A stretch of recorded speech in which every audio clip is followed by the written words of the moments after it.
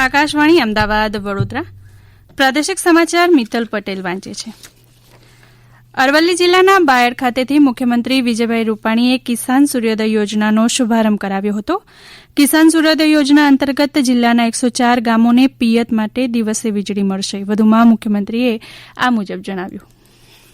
ભારતમાં કોઈ રાજ્ય એ કિસાન સૂર્યોદય યોજના જેવી યોજના બનાવી નથી. માત્ર ગુજરાત રાજ્ય એવું છે કે જેમને આ પ્રગતિશીલ વિચાર અને એના આધાર ઉપર ખેડૂતોની ચિંતા કરીને ખેડૂતોને નિયમિત વીજળી ખેતરમાં મળે, પરંતુ દિવસે મળે. હવે ખેડૂતોને રાત્રે ઉજાગરા કરવા નહીં પડે. ટોટલ 4000 ગામડાઓ આ જાન્યુઆરીના અંત સુધીમાં દિવસે વીજળી પ્રાપ્ત કરતા થઈ જશે અને બાકીના ગુજરાતના તમામ ગામડાઓ 2022ના અંત સુધીમાં આપણે દિવસે વીજળી પ્રાપ્ત કરતા થઈ જશે. મહેસાણા દૂધસાગર ડેરી વાર્ષિક 5600 કરોડ રૂપિયાનું ટર્ન ઓવર ધરાવતી ડેરી છે.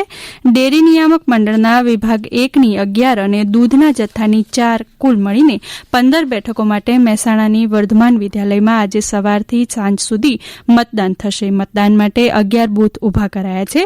ચૂંટણીના મેદાનમાં કુલ 41 ઉમેદવારો છે. ડેરીનું સામ્રાજ્ય કબજે કરવા પૂર્વ ચેરમેન વિકાસ પેનલના વિપુલ ચૌધરીની પેનલ છે, તો બીજી બાજુ પરિવર્તન પેનલના અશોક ચૌધરીની પેનલ છે. બંને પેનલો વચ્ચે હરીફાઈ છે.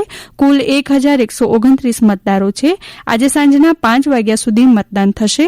ત્યારબાદ આ સ્થળે 6:30 વાગ્યા પછી મતગણતરી હાથ ધરવામાં આવનાર છે.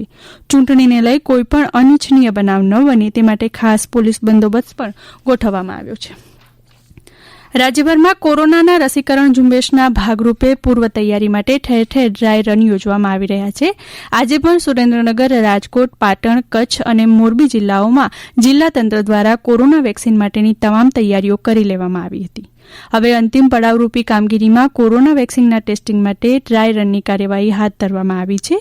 મોરબી જિલ્લાના 5 સ્થળોએ કોરોના વેક્સિન માટે ડ્રાય રન યોજાઈ હતી. પાટણ જિલ્લામાં સિવિલ હોસ્પિટલ સહિત વિવિધ 5 સ્થળોએ કોવિડ-19 વેક્સિનેશન માટે આજે ડ્રાય રન યોજાઈ હતી.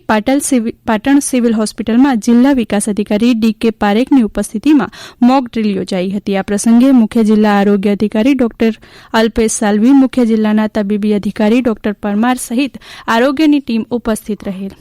કચ્છમાં 5 હોસ્પિટલ ખાતે આજે ડ્રાય રનનું આયોજન કરાયું હતું. તમામ હોસ્પિટલમાં સવારે 9 વાગ્યાથી 12 વાગ્યા સુધી રસીકરણના નિદર્શન હાથ ધરાશે, જેમાં રસી આપવા સિવાયની તમામ કામગીરી વેક્સિનેટર દ્વારા કરાઈ હતી, જેના માટે 25 વ્યક્તિઓને સમાવાશે.